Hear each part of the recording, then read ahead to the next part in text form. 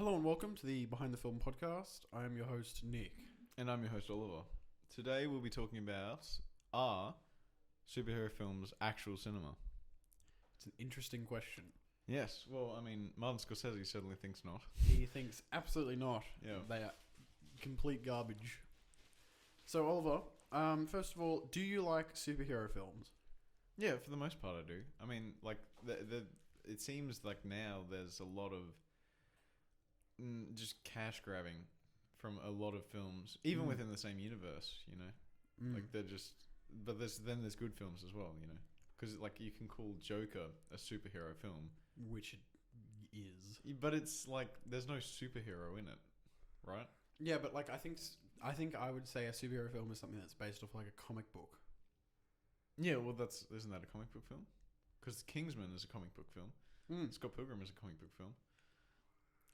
Fine, I guess. Are comic book films real cinema? Well, it kind of depends on how you define cinema. I mean, do I think that something like The Joker is the same as The King of Comedy? Which it's, like, ripping off. It's clear that there's, like a difference when comparing the two. Like, The King of Comedy is an original thing. And, you know, as Joker as an example, you know, made $1 billion. Yeah. Made a lot of money, but, like, if it didn't have the Joker in it, I don't think it would have made nearly as much. Well, it'd be a bit weird, wouldn't it? Well, because then it would just become like a movie like The King of Comedy, where it's just like a story about someone going mental. Yeah. But that drawing card is the superhero element, which is the Joker. Yeah. So, like, what are your thoughts? Well, if we're talking about comic book films, I think that there's, like, so much good, like, adaptation from comic book films, as well as obviously, like, novels and that. And just sort of taking one, like, I saw Scott Pilgrim recently, and that's such a cool thing because they've adapted it, right? And they brought in pretty much the same character and a lot of the stories. But then they've, like, Edgar Wright has obviously put so much time and, like, love into it, like, into the cinema of it. And I think that makes it a real film, right? But then when you look at, like, the MCU universe, there's, I don't know, I haven't seen all of them like you have, but what would you say is, like, a real cash grab for MCU, or are there any? Well, I mean, the MCU is weird because I could almost say pretty much all of them are cash grabs. Iron Man did really well, so they were like, oh, why don't we just make the Hulk? Yeah. Oh, why don't we make Captain America? All this stuff. But then at the end of the day, they managed to do this sort of big, overarching storyline that concluded with Endgame that was actually really satisfying and had a lot of interesting characters in it and, like, storylines.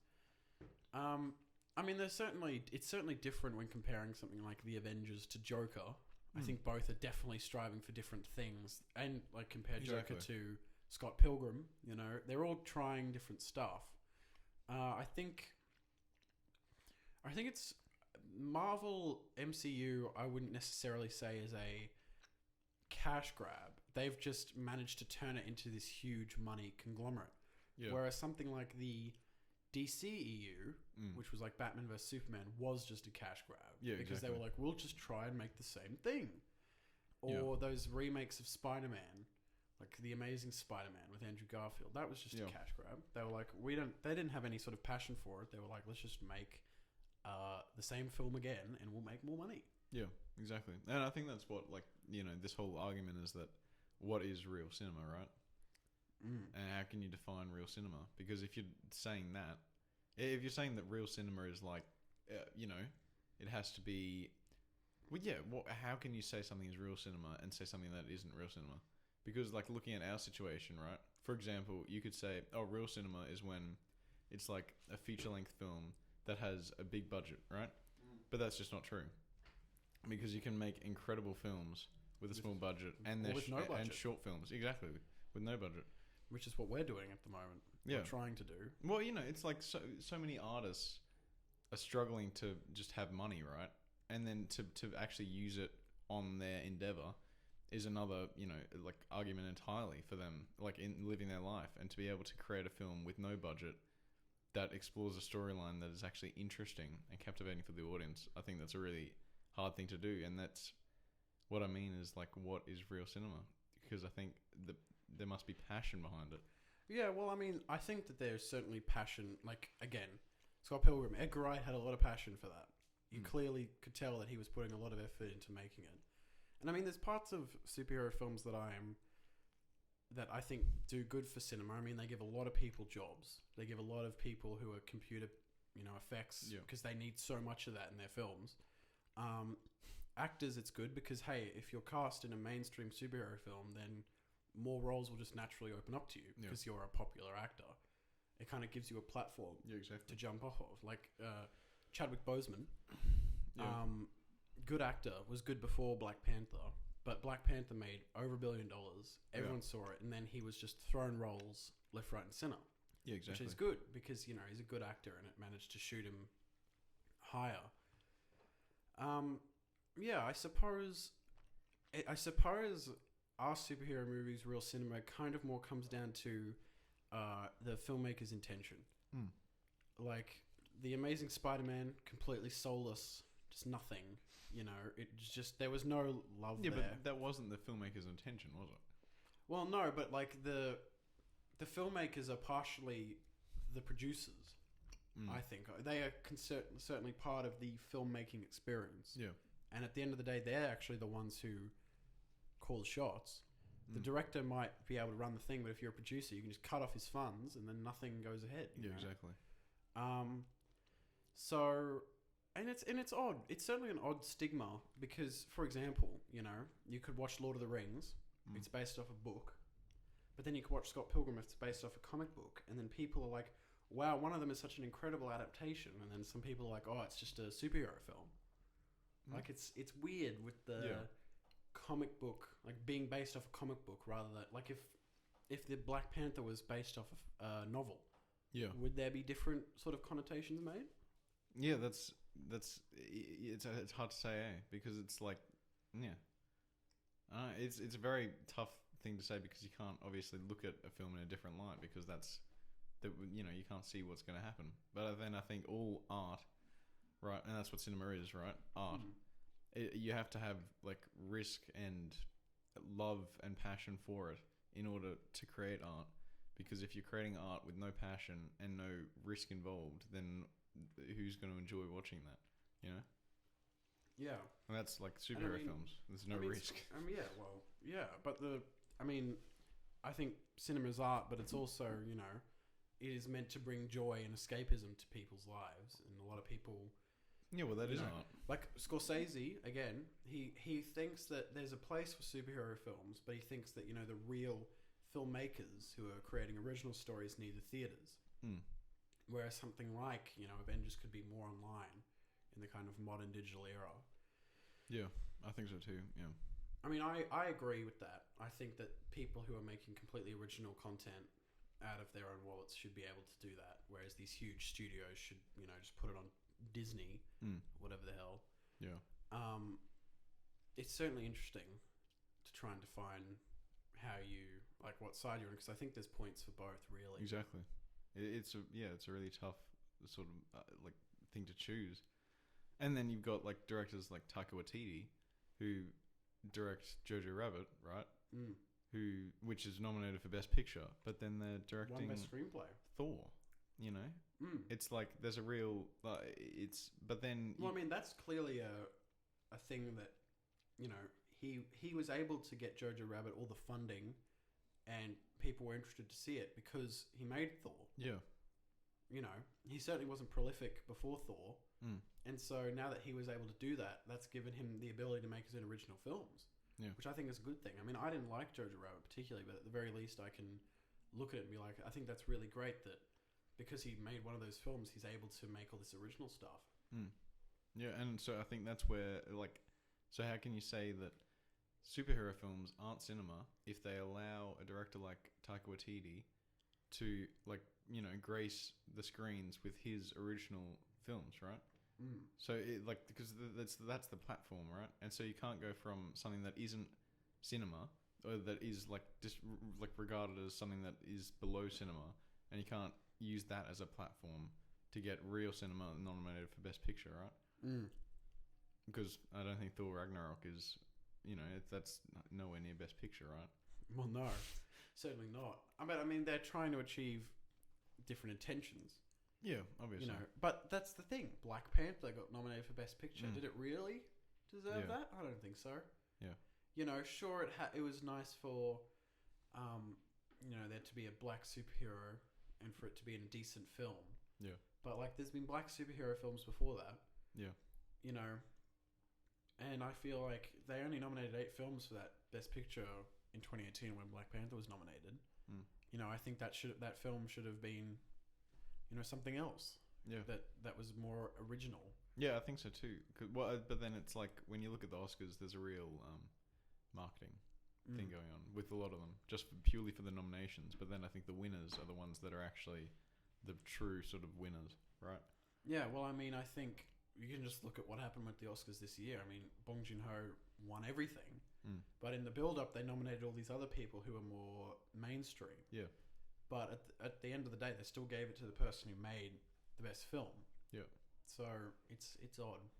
Yeah, exactly. And it's not like, oh, what are they going to do? Not nominate this dramatic Joker film that has elements of King of Comedy, and then the other Martin Scorsese film, The Irishman. Taxi Driver. Taxi Driver, yeah.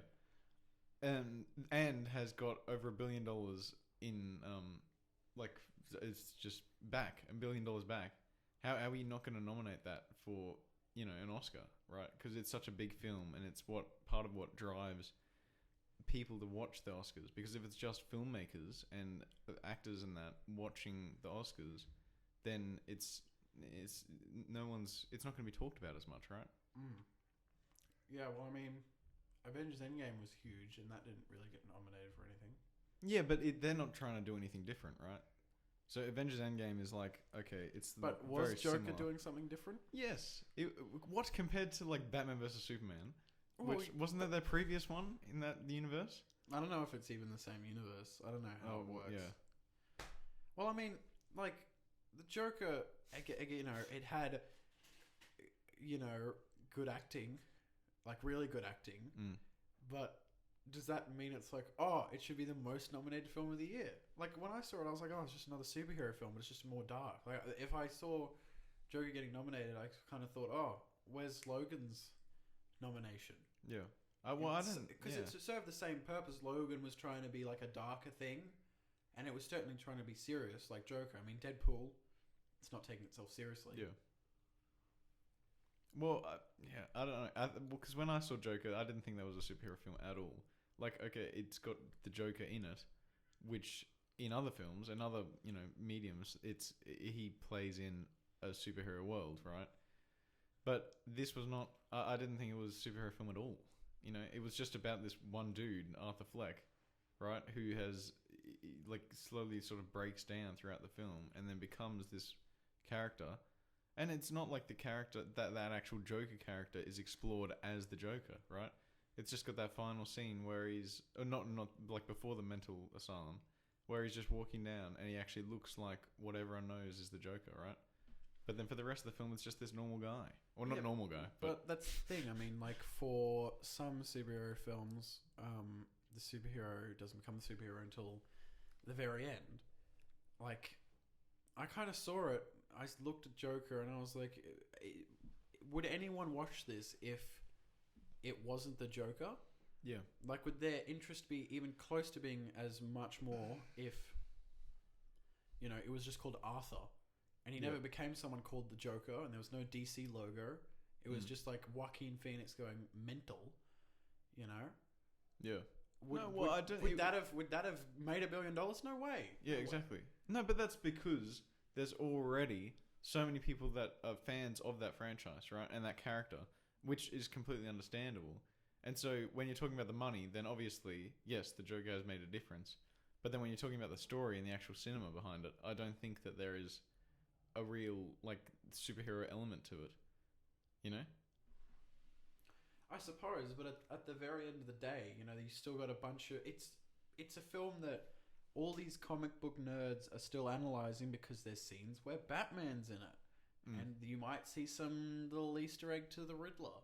Yeah, but it's not Batman. It's It's the same person, but it's not Batman, right? Because then you could argue, if there's scenes where there's Batman in it, then it's like, the entire film is just the Joker strutting around, and then like, not killing his mother, because we don't do spoilers here. It's like, it. What can I say? I'm pretty good. You're pretty good at not spoiling stuff. Yeah. I don't know. I think we really. We have lost the plot. No, what we're talking about. The Joker is that's a really difficult film to say. Another Joker argument. No, because it's like there's really good acting in The Dark Knight, but when you compare that to Joker, don't compare the acting, because obviously the acting is great in both, but they're very different films, right? Yeah, like extremely different films. But then you've got The Dark Knight, which has like Batman doing stuff and just punching people. You know what I'm saying?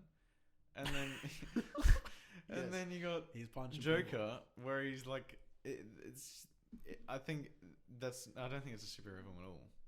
Yeah. Well, yeah, I guess so. Your definition of superhero film is you got to have some crazy superhero flying around, bloody punching folk. Well, what other superhero films are there? Well, like, there can certainly be different interpretations of superhero. Like, Joker is a superhero film. Yeah, it's just done differently. What is a superhero? It's like comic book characters. But what? No. What? No. Scott Pilgrim is this comic book character, right? And would you say but Joker is from DC?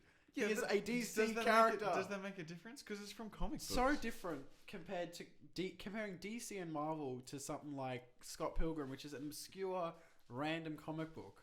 Whereas DC is the Titan with Marvel, they're the Titans of comic books. That's where you. As soon as I saw the Joker, I was like, "Where's the Penguin?" No, but that's because Where's the you've got like prejudice against this certain thing, right? Because if you saw the Joker and there was no Joker, right? If it was just this Arthur, then you would look at it differently, wouldn't you? Right? Well, I mean, there's still parts of it that are problematic. Don't get me wrong. No. But you wouldn't classify it as a superhero film. I would not classify it as a superhero film. But just because there's DC branding on it, yes, it's a superhero film. Yes, it is. But there's no superheroes in it. That's how it works.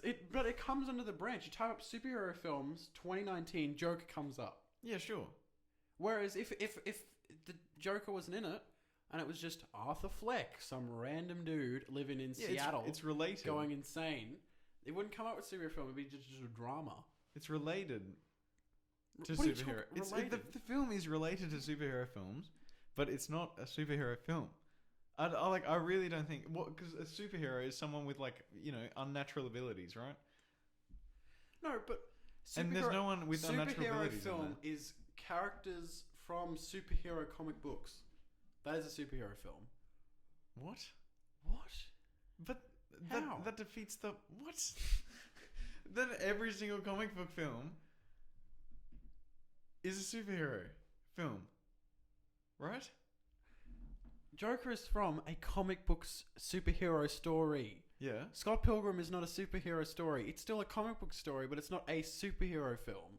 Because he's not a superhero. It doesn't come from a superhero story.